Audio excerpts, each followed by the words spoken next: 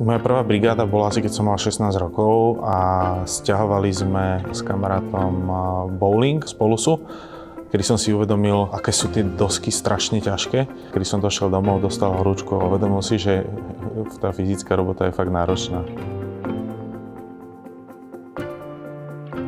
V Amrope som zodpovedný za finančný sektor, to znamená klientov, ako sú banky, poisťovne, zaisťovne, ale aj private equity spoločnosti na Slovensku a obsadzovanie strategických pozícií v tomto sektore. My sa snažíme v Amrope poskytovať tú najvyššiu kvalitu našim klientom, ktorá spočíva v tom, že keď chcú naši klienti, čo sú firmy rodinné, firmy malé, firmy stredne veľké, ale aj veľké korporácie, keď majú potrebu obsadiť nejakú konkrétnu strategickú pozíciu veľmi citlivo, veľmi diskrétne, tak my sa snažíme byť tá prvá voľba, koho oslovia.